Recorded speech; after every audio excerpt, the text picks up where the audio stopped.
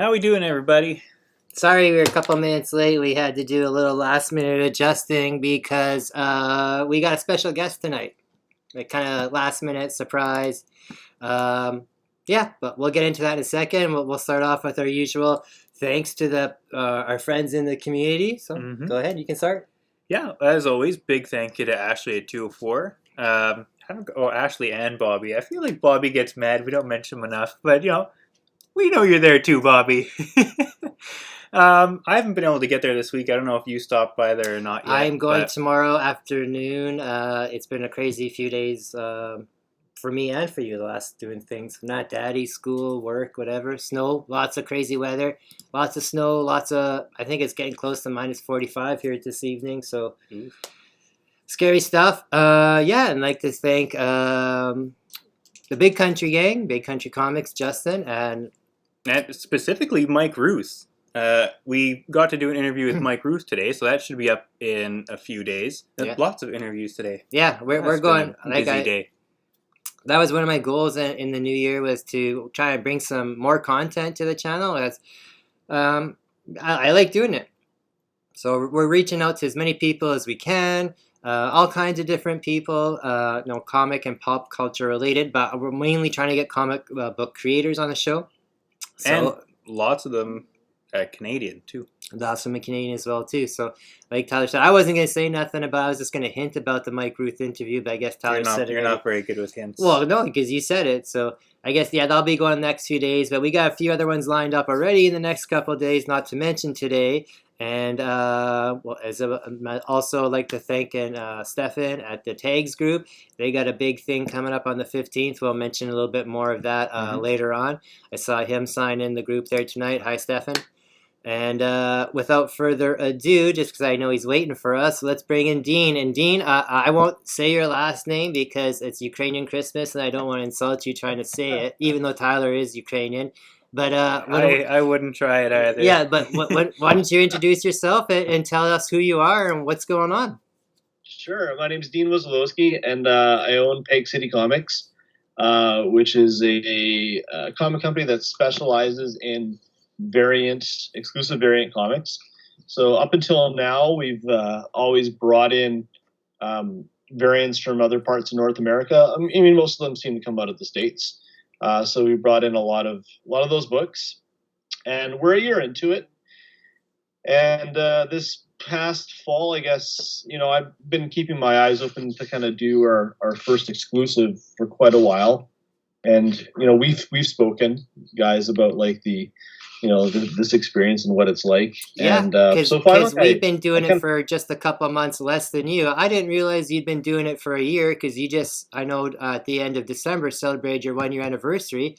I thought you'd been doing this for a few years, actually, so I was surprised to see that. So it's awesome. I mean, I've been doing comics for longer, but really the variants are really just a year old. Mm-hmm. So, it's, you look at the past year and you think of like, okay, some things have gone really well. And, it's like when you're starting a new business, there's other things that you have certainly learned from and went, okay, well, clearly I don't need that many Joker number ones. I got a lot of Joker number ones if anybody is looking for one. Mm-hmm. But, I was still learning. And, so this past fall, I've been keeping my eyes open for the right book to do, my first exclusive on, and Dog Days came up, which is the latest in the Stray Dogs series. And Stray Dogs, as most of you already know, is one of the most successful books of the year. Yeah.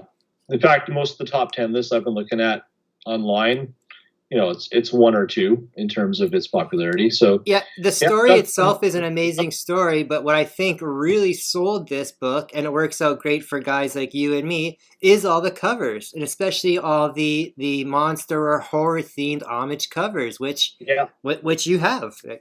Yeah, and it's funny because the series took a little while to get some traction. It did. When it first came out, I grabbed a few of the first variants, and I remember, like, I got home from work one day and, like, they were just going. Everyone was grabbing them because I think people started to latch on to the story, and they found out that the story was great. And there was very few variants that were done for the first few books as well. So those books are wickedly sought after now, for sure.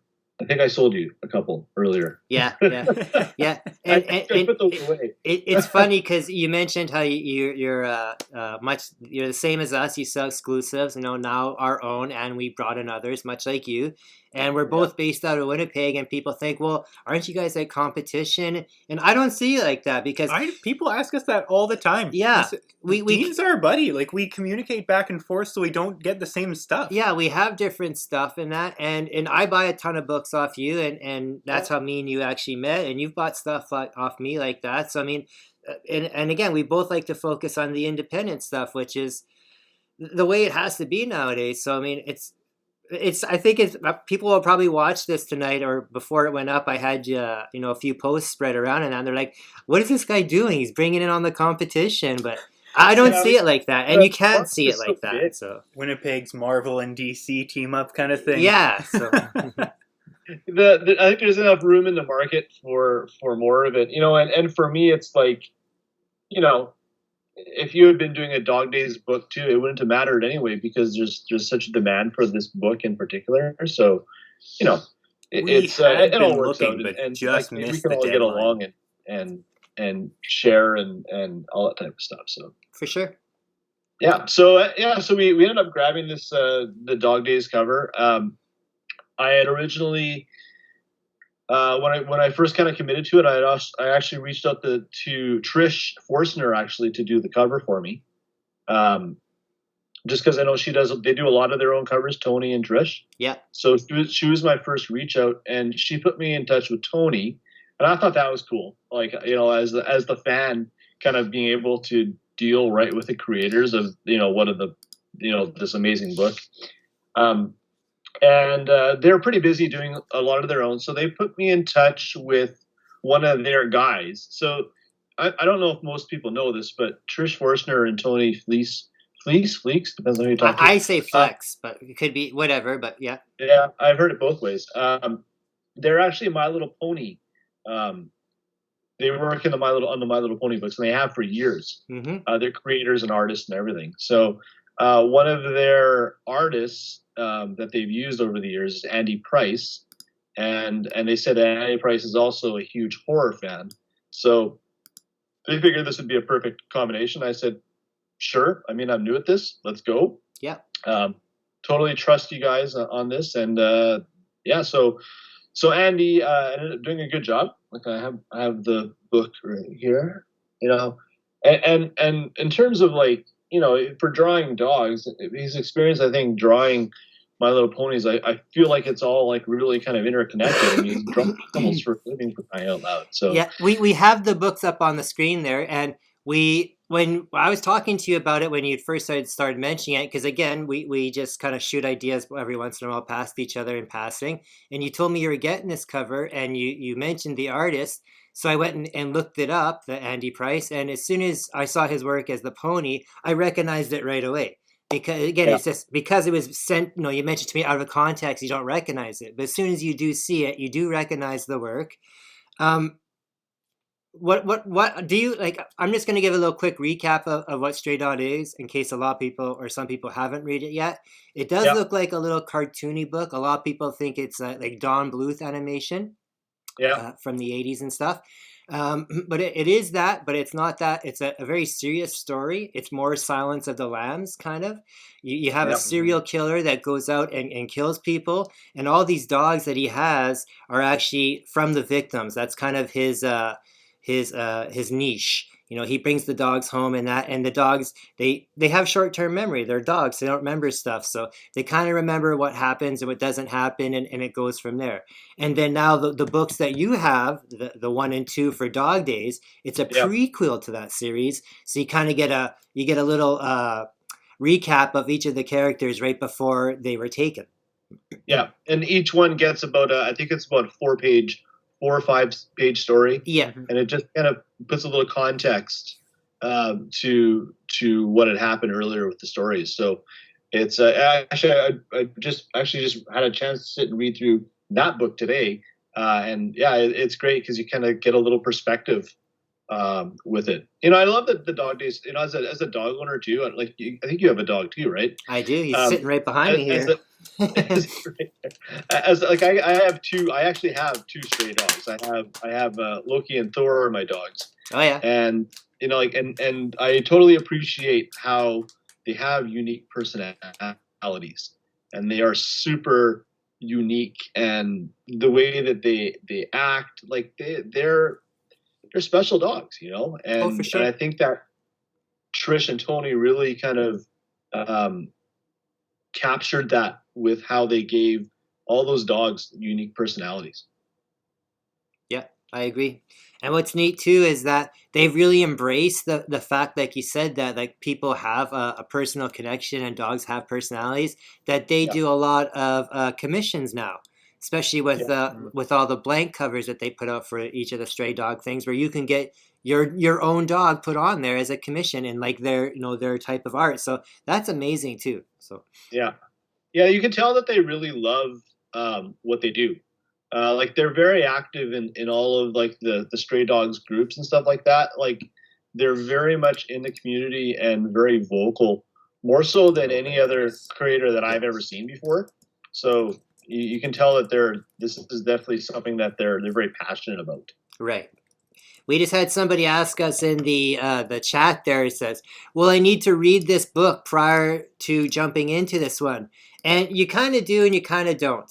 If you read the first series first, then you recognize the characters. But if you read this first, then you get to know the characters before they actually get involved into the main story. So it's kind of like very similar to if you watch the original Star Wars first, or if you watch the prequels before the Star Wars. So put it that way.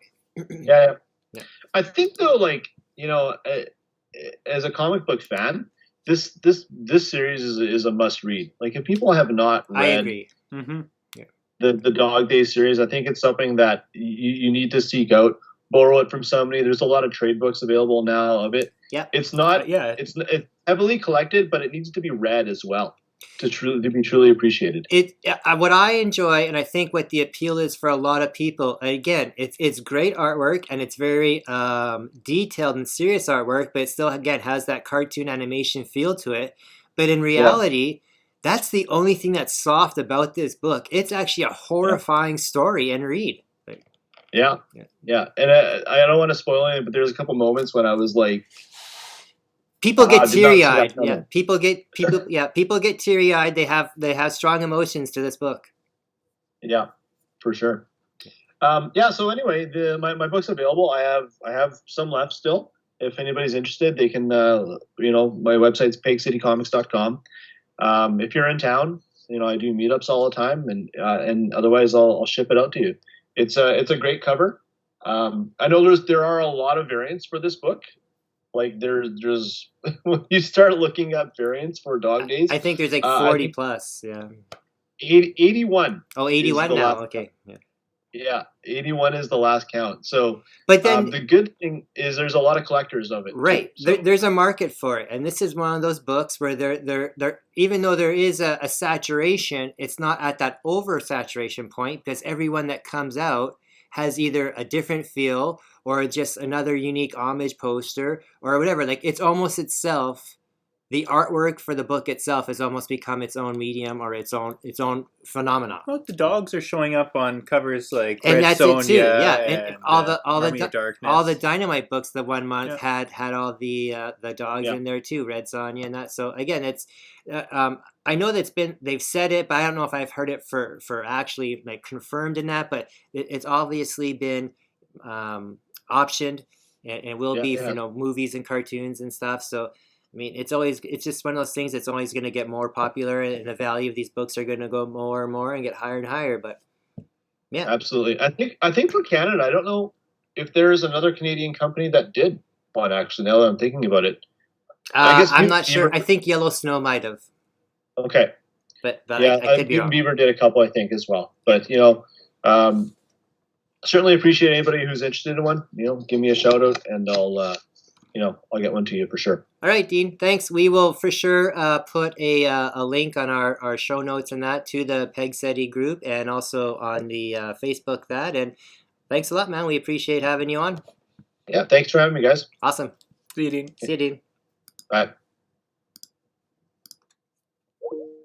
There we are. All right, guys. See, that was, like I said a little bit earlier in the interview there, that was one of the things I've been pushing for this year, and I know we're only like a week in, but we got 3 or 4 interviews lined up.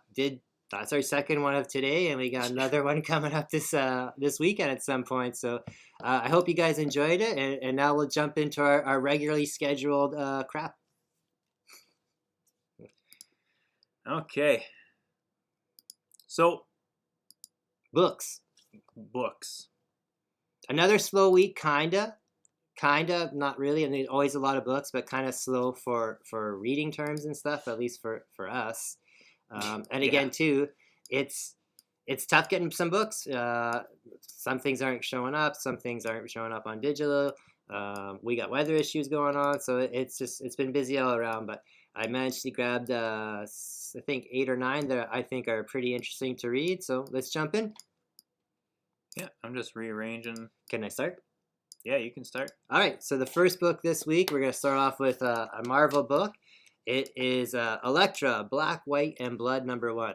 And this book is much like all the other color anthologies that have been coming out lately, they're multiple short stories, this time of Elektra, in the same field of black and white and red, only as the colors being used.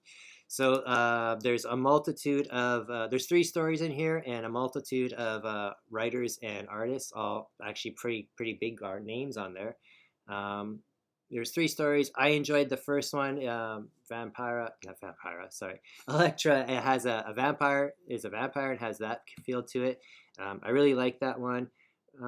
Yeah, much like all those other ones, they are enjoyable. They're nothing too memorable. Some wicked art, especially in books like this where you can get a little bit more. I find when it is black and white and have the blood accents, you get a little bit more gruesome, and which is always needed in a great battle scene. So yeah, good book. Yeah. Not that it'll be too much of a surprise to anyone that's watched the last 2 shows, but I actually this week I didn't read any books. That's because I made him do interview stuff instead. So. Yeah, I've interview stuff in school all day. It's okay. But I'm just the one that's here to look good, so. And run the machine. And run the machine, that's true. If you touch it, you might break it. I don't know how to work it very good. All right, so that was our only Marvel book this week, I believe, because that was our only book from the big 2. We don't have anything from DC. Yeah, DC. Yeah, there's some stuff, but still, like the last couple of weeks, small, like you said, small amounts of stuff coming in. There's stuff coming out, but nothing that's like #1s or needs to be. Oh, there's one book in DC that's kind of, I won't say important, but was kind of starting something big as a detective this week. I believe it's 1037. I don't quote me on that number. It's the starting of a 12-part story, and that story is weekly. Yeah. Oh, 1047. Sorry. And that's going to be out every week now for the next 3 months. So that's kind of crazy. That's worse than Spider-Man. Spider-Man was almost weekly. I know, that's what I'm saying. In between tie-ins and actual, so that's close. One book doing that. So, yeah. All right, what's the next book? Oh, Apache. Yeah. This one's got a wicked cover. This is a really cool book. It is from Dark Horse, and it is written by Matt Kent and art by Tyler Jenkins, and it's called The Apache Delivery Service. And I think if anyone can kind of leave and just look at the cover, you kind of tell it has something kind of army related or anything like that. And that's what it is. And it's about the Vietnam War. So you got this one guy, and they call him Apache, and he's a scout and a tracker in the Vietnam War for the U.S. Army. His whole team there calls him Apache, but he's not really Apache. He's actually Navajo, and he says it all the time, and they don't care because it's the 60s, and they just don't care about that stuff. It's a little bit less understanding times. So he feels more comfortable being out in the bush doing all the recon and that than being around with these people because they just don't treat him well. So while he's doing recon in the jungle, trying to get rid of booby traps from the Viet Cong and scout and stuff, he keeps finding random bodies, and they're more than just like army kills. They're like stripped, like demon stripped and stuff like that. Don't you hate when that happens? Totally. Ugh. Especially when with booby traps. So that was kind of concerning as well too.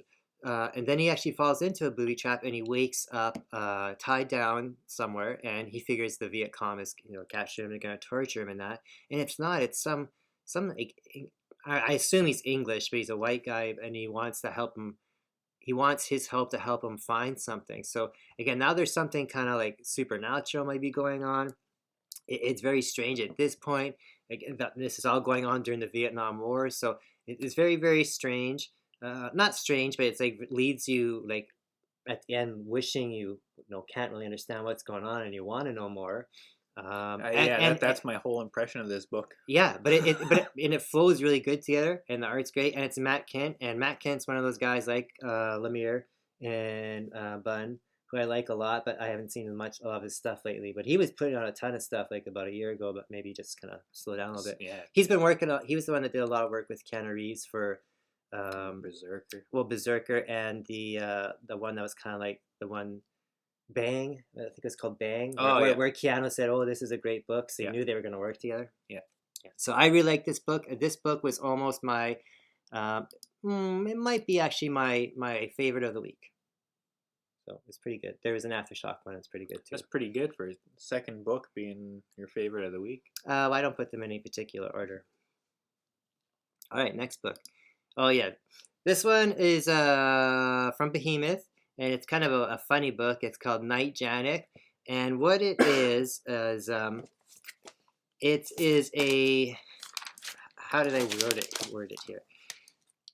You got Night Janek, and he's actually Janek the Night. And he shows up in this kingdom of Fancy Lake. And lots of bad stuff is happening there. Crime is on an all-time high, and it's rising. You got the king and queen have died in a mysterious accident.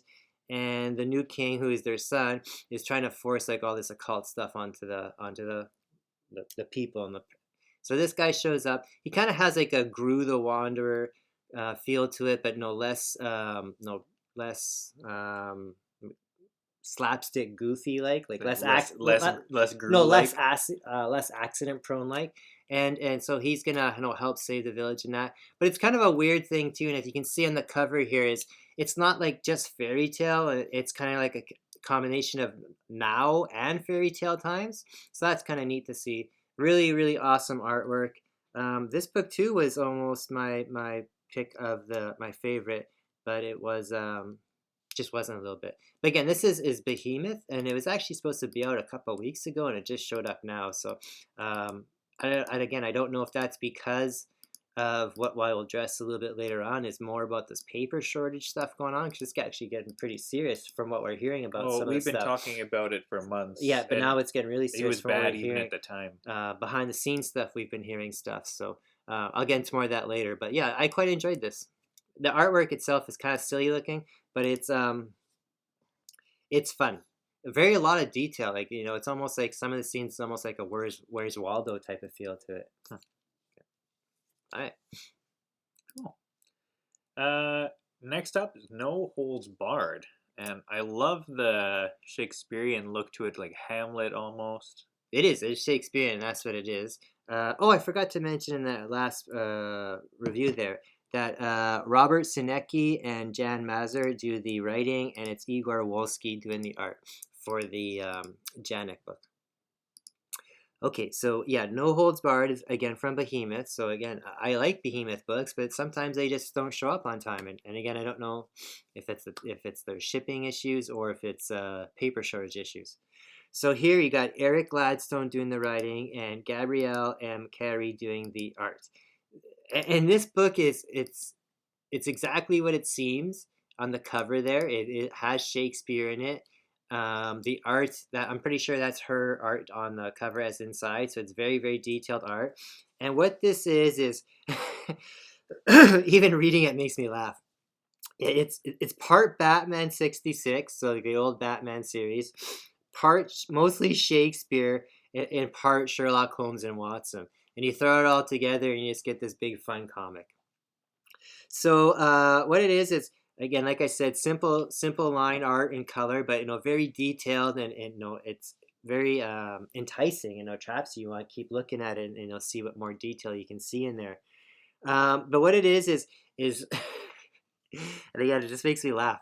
It's you got Shakespeare and his apprentice, sidekick, assistant, whatever you want to call him, and they're basically Batman and Robin back then. but they call themselves the Bard and the Squire. No, the Bard and the Page, and they even have they have Shakespeare bat poles in their place, and they have the Shakespeare coach Batmobile, and in this underground cave there they even have a giant penny there, but it's like a doubloon from Shakespeare time. So that's pretty cool. And what it is the queen has been kidnapped, and they've been sent to the cops come and get them to help solve this case. So it's pretty funny, and like I said, it's a lot of Sherlock Holmes meets Batman 66 and with in Shakespeare.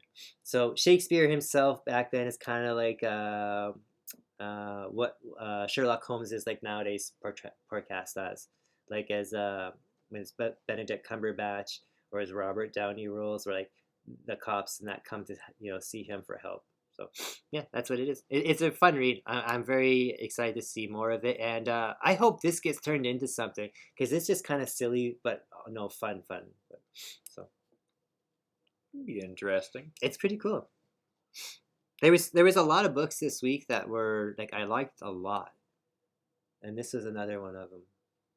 So I don't really. I guess maybe when I start discussing it's it, starting to sound like you almost don't have a weak book. Well, that's what I was about to say. I haven't come. I don't. I guess I'll come across it when I decide, when I get there. But oh no, I have one that's a weak one. Yeah, okay. And just because it was weird and not enjoyable, so weak. All right, next, Bylines in Blood. Aftershock, one of my favorite companies as of late. I try to review and work with as much of their stuff as possible. What this book is, it is kind of has a feel almost like Alias, the old Jessica Jones thing. What it is oh, where's my notes on that one? Oh yeah, here it is. You got a woman PI who was once an investigative journalist, and she's hired to find out who murdered her mentor. So she's a hard-nosed PI now. She stopped doing the journalism, and now she's like this, like Jessica Jones, kind of a drunk and always broke and hitting the bottom, but a PI. But she's good because she used to be a really good investigative journalism. But when COVID and stuff hit, it wiped out the newspaper business and that, just like now. So yeah, she COVID left. is what killed the newspaper business. Well, and was already going down the actual physical paper, not online stuff, right? So this guy, he loses his business, and they follow touch. And I guess he's still the guy who was murdered, her mentor. He was still chasing down leads and stuff like that. And I guess he went somewhere where he wasn't supposed to and started asking the wrong questions, so he gets murdered. So now she's investigating that. It's pretty cool. I really liked it. Nice artwork. You can see on the cover there, it kind of has this dark feel to it, almost like a noir, but not quite. Yeah, Aftershock puts out great books. I liked it. This is written by Erica Schultz and Van Jensen, and then art is by Aneki. And again, I really like that work. What's next, my good sir? Monkey Meat by Image. Okay, this one I was looking forward to at first, and then I before I got to read it, I heard a review that I like the cover art. Yeah, for it. and exactly, and that's why I wanted to see it. I seen some pre-release photos on some of the pages and stuff, and I was very interested in it. But like I said, I heard an interview, or not a review about it before I read it earlier in the day, and it kind of, I guess, put maybe a negative influence in my brain because I didn't like it as much afterwards. What this is it's from Image, and it's by Junie Ba. And it's a weird book with an underground, Mad Magazine album art feel to it and story. It's not really a story. It's just a theme, the theme is about this monkey meat company, and they make meats out of monkey meat, and the monkeys make the meat themselves too. It's kind of silly. Yeah, We so never do silly books. I don't no, know how this. but one this got is in kind of there. weird because it's very discombobulated, and it's just little chunks here and there, and the artwork is, like I said, not digital. Sorry, it's almost underground, kind of punky, very similar to like anyone that knows the Green Day Dookie cover, stuff like I almost said stuff like that. Something similar. You said it a couple times. I know. I'm trying to be careful. Very, very similar. So again, kind of silly. I don't know if the next issue, I'll maybe check it out to see kind of if it maybe makes it help flow a little bit better. But it's just kind of kinetic and silly. Maybe we do have to get you an actual script. Not a script, man. I don't know. We've been busy. I've been doing so much today. But yeah, so it's like I said, that's probably my book of the week if you want to label it as that. It's it's neat to check out just because of the artwork, but I don't know about if a story could hold it up or anything. So with there being a paper shortage, I don't know if there should be another one of these made, but that's just my opinion. All right, what's up, bud? Next up is, I don't have any particular order in them today, That's but they fine. seem to sort themselves nicely. And that's Noctura. Noctura. Yeah, you had Noctura on there for I know, me. I got it right here. But I don't know if this is the right one or Yes, not. it is. Blacktop Bill Special. Okay. This is a one-shot called the Blacktop Bill Special, and it's still written by the same team that does the regular monthly series. You got Scott Snyder and Tony S. Daniel doing the story. And Tony S. Daniel does a lot of the ratio covers and that too. And you got Dave Cohen doing the art. Much like the regular series, the art's awesome in here. What this is, it's more of a background and more information about the main bad guy in the Noctura series so far, Blacktop Bill. He's originally he's like this super whacked out serial killer. He's like a serial killer above all serial killers. He's just so crazy, and you see him in his life before the whole accident that starts the Noctura world, the darkness thing. And then you see him in that world afterwards, kind of interacting with stuff, and he has like these new powers and that now too. Where he's kind of, like a Stephen King, the Black Man type of thing, where he has like these powers of blackness and stuff that influence in that. So yeah, it's all right. I think if you haven't been reading Noctura, you might not. I mean, you think it's a cool book, but you might not understand it as much. But it's enjoyable, and I liked it. Yeah, that's about it. That's all I got for Noctura? Yeah, that's what it is. It's a one-shot special that focuses more on this bad guy. Cool. Which is going to be the main villain. This one's one of my favorite covers of this week. That's, yes. The Fourth Man from AWA Upshot. Yeah. And we always say, before we even get into this, we always say that AW Upshot just is basically a movie, a comic book movie adaptation. That's all they do is stuff that they have intentions on having optioned, or these are basically already optioned when they're being done. What's that called when they have the screens, when they do the artwork screens for movies and stuff, like the backboards, I forget.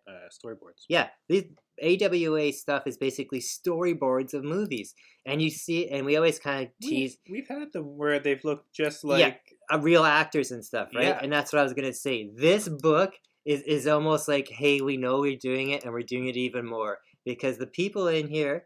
One guy is identical to Harvey Keitel. Another one is what's his name now? Paul Giamatti. Yes, the other one is Paul. He's the main guy, the dead guy in the book. The guy who plays the coroner, I don't know his name. He's this older black fellow, but you would recognize him as soon as you recognize him, or as soon as you saw him, you recognize him. So yeah, this has totally been written for them. You would think so much in the fact that they probably talked to these people beforehand because the likeness is so much. But what this one is you got Jeff Comsey doing the writing and Mike Diodato Jr. doing the art. With Mike Diodato doing the art, it is amazing. Mike Diodato Jr. art is so detailed. It's just so clean, detailed lines, so crisp and just bright colors. What it is this is kind of like a Tarantino movie. You got a car dealership. You got no battling car dealerships. You got hitmen. You got dead PIs. You got homicidal detectives, and you got, like I said, the wicked art. Yeah, and it's basically what it is you got two cops investigating a dead guy, and the dead guy is Paul. What's his last name? Giamatti. Yeah, Giamatti. I can't say last names. That's why I made Dean The say dude something. that played the Rhino in Spider-Man. Yeah, well, that's not one of his better roles, man. No, but people know him for it. No, people know him from other stuff. But yes, he's in there, and he's actually a hitman, and he's dead in the morgue. So these two cops, these two homicide detectives show up to start investigating him, and one of them is obviously Harvey Keitel, like so obvious. And then the morgue guy, the coroner guy that's talking to him, looks like this one. Again, like I said, I don't know the black actor's name, but you would totally know it's him too. And they're trying to figure out how he ended up dead, and you kind of have like a whole Tarantino thing going on. It's pretty cool. This is, and I heard somebody else say this the other day too. Like AWA Upshot is doing great. They do awesome things with movies and stuff for the for the screen and to be developed in that. But they don't seem to be getting nearly as much like public like acknowledgement as like a company like Bad Idea. Where Bad Idea is doing the exact same thing, but Bad Idea is has that that kind of different. Some people are saying stupid way of marketing their stuff, where it's super limited and that. So they kind of lots of the AWA stuff we've done is it's all brand new stuff, and it's written in a way that it almost feels like they're coming from the future and just doing an adaptation of something that's been on. But lots of them feel really derivative that they've already been done off something. Like that wrestling one we did a few weeks back. That one was just Macbeth. Yeah, well, that's what it is. It's wrestling with Shakespeare. What so much of AWA stuff feels like is pulled from other media and just different characters, slightly different plot points. Mm-hmm. And that could be why. I don't know. I'm just saying it. All right. And then but what I'm saying about marketing wise, like it doesn't get all this stuff is just as good, but doesn't get nearly as much recognition from people, and I think that's because it's not being marketed like Bad Ideas. Where Bad Ideas like, oh, it's super rare, only 200 stores get it, and then it's on the market, and it's like $100 an issue. Well, it's not. It's meant to be like that. It's meant to be smaller publisher, but they're not really.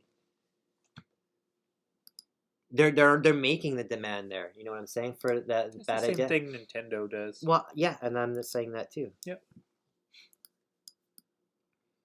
Is that it for books? No, you still have that one more up there. Oh right. Oh yeah, because I was looking over here. Nope. Tyler's probably glad he didn't have to read this book because Tyler hates Dynamite books. But I don't mind the art on this cover. Nobody's naked. No, this book itself is a really good story. You would like it, and I've heard that from multiple reviews too. Oh, they all said I would like it. No, they would all say it's not. The story's good as well. It's not just the Dynamite art. I've never been a fan of anything. I know, but this is different. I think you would like it. So you got Thomas Sineski and Gene Archison doing it's the creative team. They both do art and write. So Pantha, and that's the woman on the screen there. She's the former queen to a pharaoh, but she feels threatened about her, where her place is in the kingdom once there's a male heir born. So one of her followers of the queen goes to the god, I don't want to say this wrong, Sekhmet. That was pretty good. That's what it is. I know. I like Egyptian stuff. I've read Egyptian stuff for years. So and she prays to him, and the goddess Sekhmet. Oh, you had it good the first time. I can only say stuff once. If I have to say it more than once, that's wrong. So this goddess Sekhmet, he or she grants the queen there the vision of all felines in the kingdom. Just to make her feel, I guess, less. More self-esteem, I guess, or less self-conscious because she could see everything. So that goes okay for a little while. But then the the queen there still feels insecure, so she ends up having the child killed. So the goddess of Sekhmet ends up freaking out and saying, "No, I give you these powers to use, and you murder, in my name or whatever." So she curses Pantha to like this immortal life where she's always gonna feel guilty and be tormented by her guilt, but at the same time gives her this Pantha power where she's like, she turns into a panther, kind of like a werewolf type of thing. So it's pretty cool. They start off there, and then they bring her into the present time.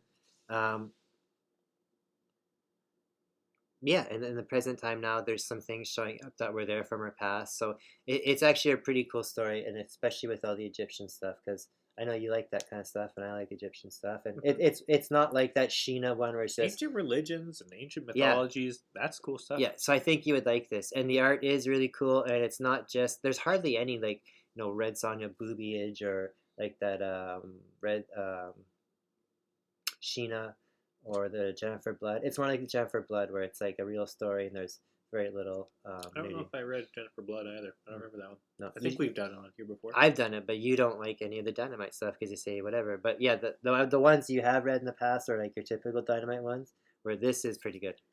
All right, now we're done that. Yeah. Cool. I know we're going long tonight, but I don't care. We're not even going that long. That's cool. No, I've got us on a good pace. Because it's our show, we can put on wherever we want. As long as I put it on screen. Yeah. Yeah, so that's the last book we got. Luckily, some of the homework I got, or I got done anyway, was episode 2 of Book of Boba Fett. And ironically, I watched it in between classes and doing homework.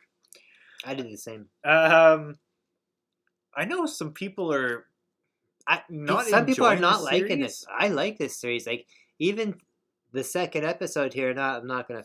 Well, not they can do many spoilers in this one. But... I've got stuff prepped up. Okay, we'll talk about it. It's not a huge deal. This whole episode is a flashback, and the majority of it. Yeah, but it's a short episode. It's only 20 minutes. No. 21 minutes, I think, including the credits. I will... Baloney. I bet it's an hour. Hold on. No, they're not.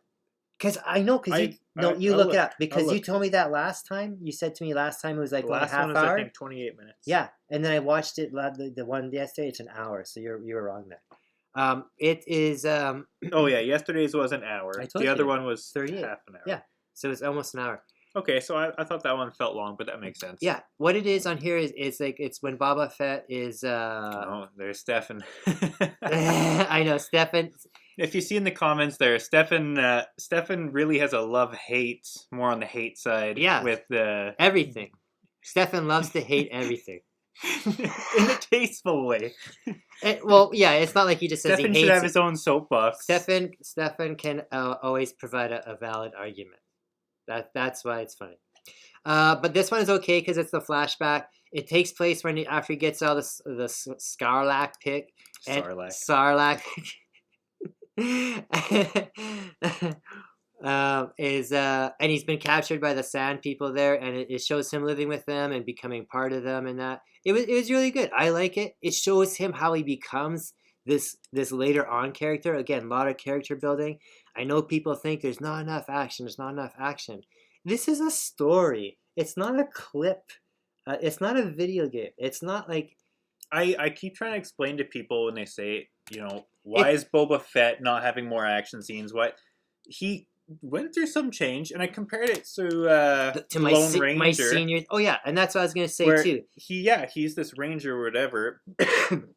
bounty hunter basically spends time with the Aboriginal tribe, or in this case, it's not even tribe. It's not Lone Rangers. Oh yeah, in that way, sense it is. Yes, but what this movie is, some of their more but what this movie is the Magnificent Seven, but there's only one guy. That's what it is.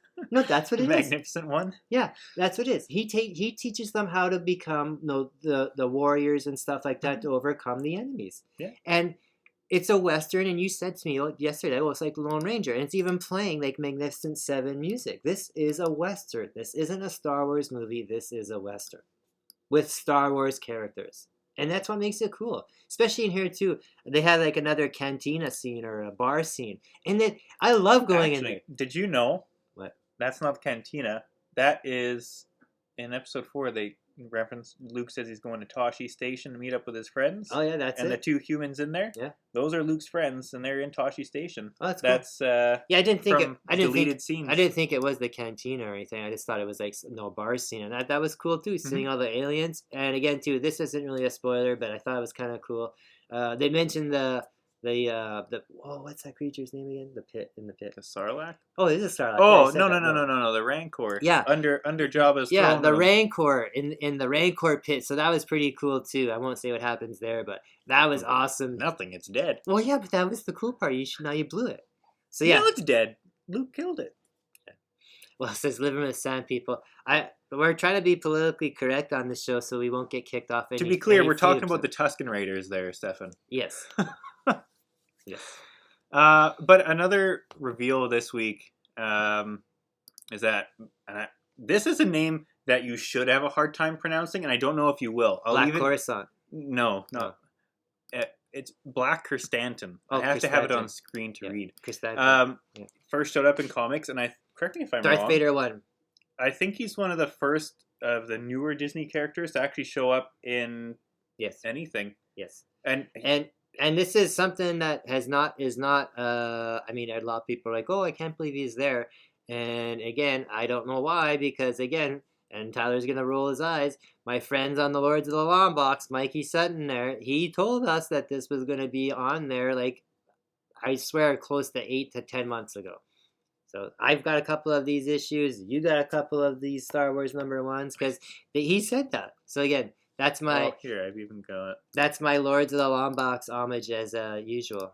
Not that we think it's going to become a crazy huge key, but it's still a fairly obtainable one. So if you're a Star Wars fan, it's still a good one to get. It's a cool, and this is a great a great series as well. But basically, this character, Black Chrysanthemum. Chrysanthemum. I have to have it in front of me, otherwise I can't do it. Speaking Wookiee. Don't worry, a couple more times and you'll say Carnassanen. Yeah.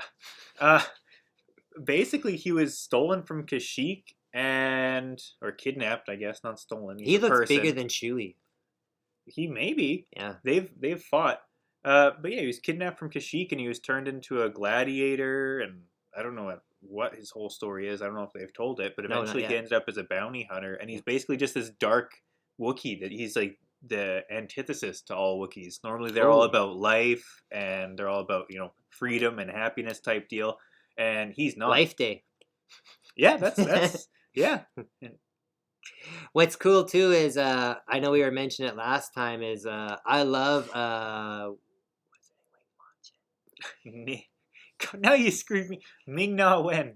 I love Ming-Na Wen. She plays Fennec Shan on here. Did I get that right? Fennec Shan? Right on. Fennec Shan, right. And we were kind of like oohing on over her last week, and just this afternoon they announced the very first guest for the Calgary Comic-Con coming up this year, and you checked it out. You said it's April 21st to 24th. She's going to be there. So I don't want to jinx anything, but it sounds like I might be heading out that way. So to do some work in that, and I'm going to try and I've never tried to get an autograph from anybody at those shows, but I would like to get hers. Yeah, you've got a bit of a crush. She's hot, man. She's the same age as me, and she's hot, and she's just like, I'd better wrestle me, man. She could do her shield moves, or she could do wicked assassin moves on me. I'd better. All right, let's go before I get kicked off. Yeah. What's next? There's a few other things I want to talk about. Well, that's all I've got on here. One thing I do want to mention, just because we were talking about tags earlier, and we had... Oh, that's what you're... Okay. Well, that's one of my things I'm going to talk about. Not this weekend, next weekend, I believe 15th, it is. Saturday the 15th. Things are getting sketchy, turning into Turtles are getting sketchy for the night. Yeah. And like we mentioned, we got to talk to Mike earlier today, and Stefan's here with us, and he's one of the hosts. Yeah, Stefan runs it. He doesn't like being called a host because he doesn't like being on screen. So whenever I can, he's like the Wizard of Oz. He's behind, he's the man behind the screen. Yeah. So I always kid him, and I throw, hey man, I'll guest host and that. And one time they let me, and I'll always appreciate that. But I will like Tyler said earlier, we had Mike on earlier, and we're gonna have that interview of his up in the next couple of days. And we spend a good portion of the show talking about this and what's gonna happen there. But you got Jason Flowers and Aaron Bartling there, and they were two amazing guys that do turtle work. They've done a lot of the exclusive covers for the Last Ronin series been going on, so they'll be doing there, and they're going to be sketching on the all black matte Last Ronin covers. Again, once you see the interview with Mike, he did one with us this afternoon as a commission that he owes somebody, and during our interview we kind of worked on it, so we kind of copied the tags format for that. And I forget, it just worked out that way because Mike doesn't like being on camera. Yeah, exactly. And so we pitched that to him right away, and he laughed. And I forget the name of the two fellows there, but the guys who are in the Turtles logo there, those are Epic Tales from the sewers, I believe. Yeah. And it's they do a ton of turtle stuff. They're very turtle, like we do comic channels and stuff. They're turtle stuff. So they're going to be hosting this week as well with Justin. So they're kind of like guest hosts. So yeah, that'll be really, really awesome. Check it out. It's really neat. I don't know if anyone has watched the tag show or not, or watched these guys do sketches. It's one thing to see them sketch on a coaster. It's actually amazing to see them sketch on a coaster, because a coaster is the size of your palm and what they can do with it. But when these guys got a full cover to work with, it'll blow your mind what happens while we're talking. Mm-hmm. So I do suggest tuning in, and you never know what happens on there. I've heard all kinds of rumors that that stuff happens, stuff doesn't happen, things are always changing. So check it out. Lots of guests. Always lots of guests. Yeah. They got new talent coming on for the new year as well. Like we'll be rotating guests in and out. Steph's a cool guy. He's helped me out as much as Justin has in this whole comic experience, and I'm going to use Stefan as much as I can to not use him in a bad way, but use his connections to get more. He likes it. Yeah, he likes to get more content for the show here, because he's got the connections. Stefan's the man with the juice. So that covered my interview with Dean and Mike, and like I said, we got more interviews coming back, or being pushed back. One thing that maybe you want to talk about, Tyler, just because I've talked a lot, is about our CGC subs, and how the prices are going to be raising, and how we need to have people get their books in this week. I just kind of said it all, but why don't you elaborate a little bit more? Yeah. Because I got to go bathroom. Well, okay, I'll move over. Oh, there we go. Nappy's taking up the whole spot. Yeah, so we've all seen that CGC's prices are going up starting, I believe, the 18th. So we're getting our orders in and everything placed before then, so by the 15th. Just so all those orders will go through at that old pricing. We don't have the new pricing yet. That'll be dealt with before our next submission. But most people have reached out to us, and people that had reached out to us prior, we've reached out to them. I know you've been in contact with Nathan. I don't think you've collected any books yet, but some are starting to show. Oh, you have? Okay, yes. Good. These are the ones I want to throw up on Instagram. Oh, yes. These ones are some really nice ones. There's some reholders. Lots of turtle stuff tonight. Yeah, I love turtles. For our submissions there, so we do submissions for modern books, stuff prior to modern, and we're not doing it this signing, but I'll be doing it for other signings. Like, we're not doing the George Perez signing because it was just too soon when I had too much going on already. Those are magazine size. Yes, I know that. Yeah, I just thought of that. And it is, but I am sending books in for the Bendis and Bagley signing. So if you guys want to get in for that, or any of the signings, I will be any submissions for CGC we'll be handling now after this week. But we're not just doing submissions for modern books and all that. We are doing sending in for reholding as well too. So we had one client here today, and these are, I can't believe I'm holding these in my hand, to be honest. But he has 9/6 copies of issues 2, 3, and 4. Whoops, 2, 3, and 4 of the original TMT stuff. Can you hold it up? So, and when he got them in the mail, I think he said he got them for a gift from his wife. And when they received them in the mail, they were all busted. They're all busted. That one here's got a big chunk out of it, and that one's got a big chunk out of it. Had police. The whole bottom corner. Yeah. So we're sending those in for him to get reholded. I guess that's the word, reholdered. Reholdered. So we're doing that. So anything that you guys need, let us know. But again, it has to be done before the 15th because they're going out in the 15th.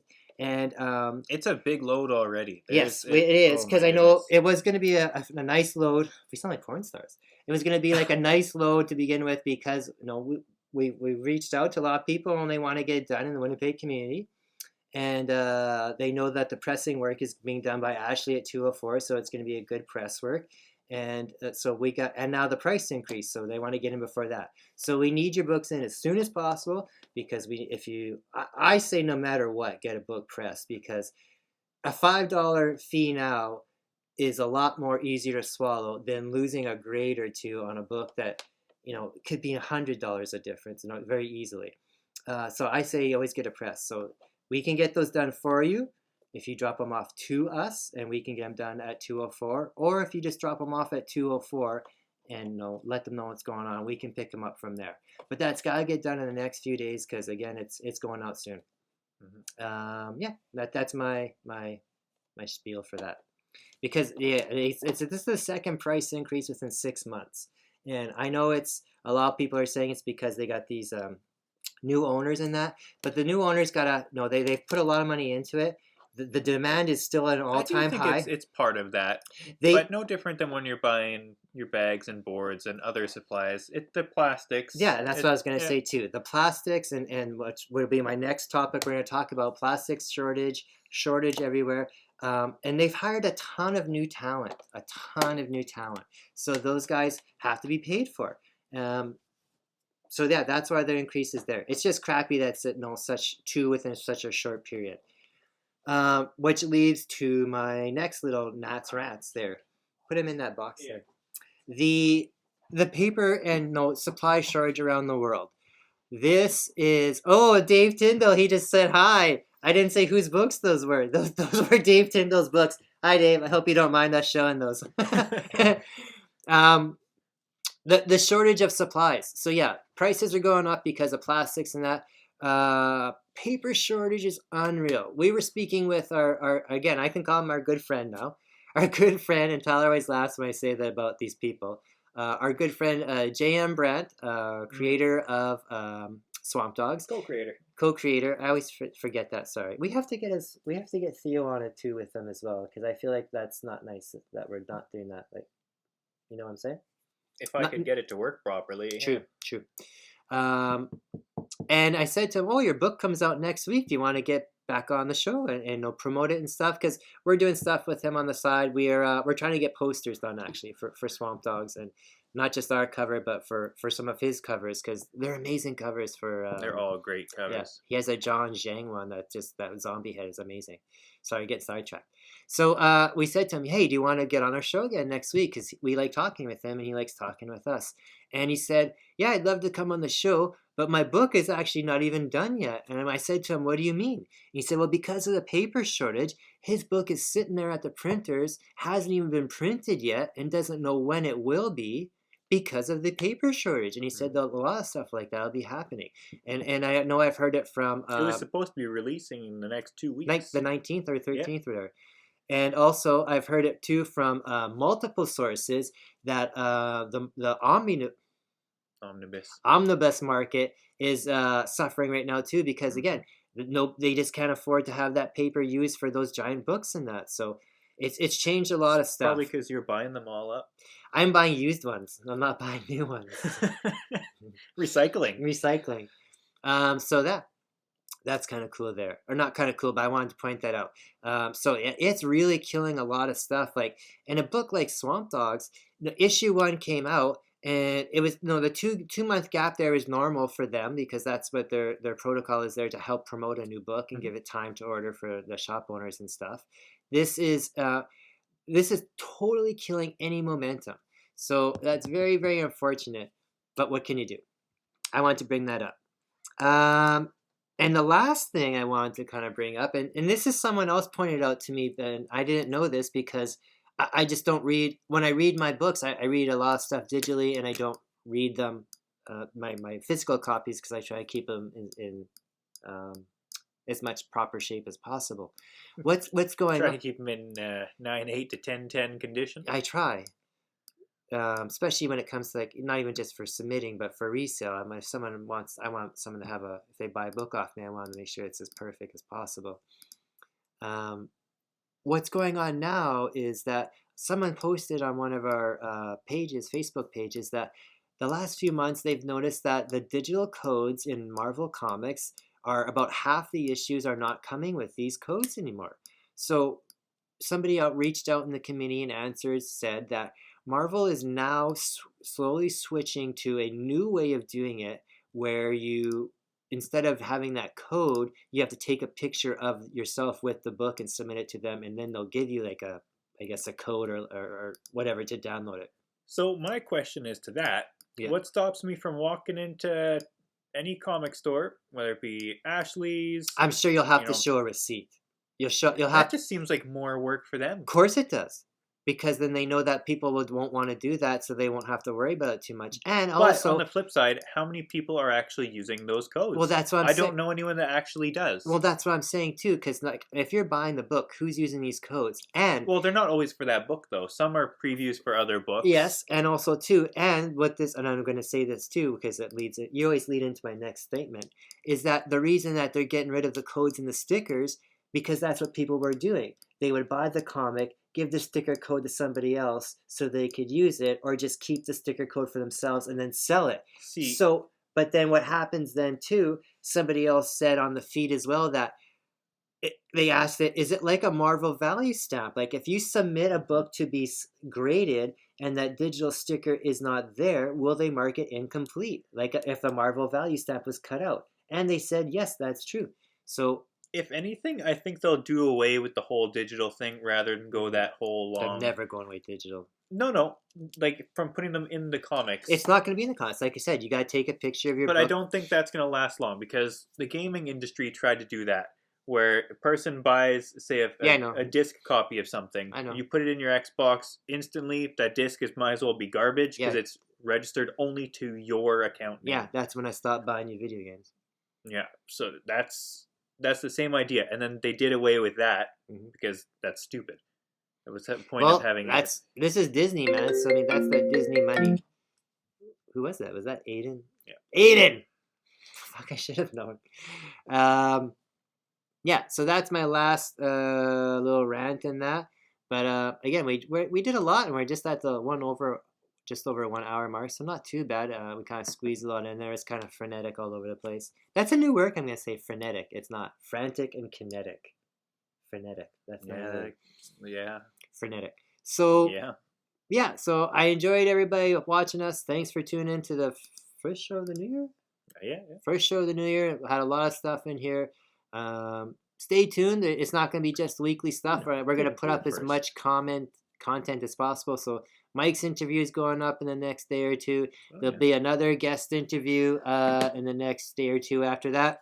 Hugh Rookwood will be coming up pretty soon. And again, Andrea Moody's in the next few weeks as well too. So Hugh's interview will be fun. That one will be a hard one to keep under an hour, because Hugh's got a gift. He's a storyteller. But if it was for an hour like we usually do our interviews and that, Hugh will probably knock out about 8 pictures. Hugh is so fast, man. It's like he's got Doc Ock arms. He's so fast. He's so fast and so good. I love Hugh. He's my cover man. But yeah, I'll quit rambling on. So again, everybody, please check us out as much as possible. Spread us around like a good piece of cheese. Let's keep it PG there. That was let's spread us around like a good natural peanut butter spread with lots of nuts. But we're nuts. Check us all out on our platforms. We got the Facebook, we got the Instagram, which I'm going to be putting some pictures on tonight, and also Spotify. What else? YouTube. And I know I said WhatsApp, or what's not before, but I haven't really looked into that. I've been too busy. That's with not other really stuff. a social media. No, what it's I know, but it's something you can see us on. We're gonna do eventually some stuff. Sales. And I don't look like it tonight. I kind of do, but I don't know if anybody saw my post for last week where I said I look like Ra's al Ghul for the new year, but I'm kind of looking like Ra's al Ghul, so I might shave off my beard soon. I think it's weird because you've actually got the 2 silver strips. I know, and in the middle. that's why I always think it's so funny when I wear my hat there, my toque, that it has the lines the lines line up right down the middle. So. Skid marks. Yeah, awesome. Old age marks. All right, everybody, this is way too long, so see you later. See you guys.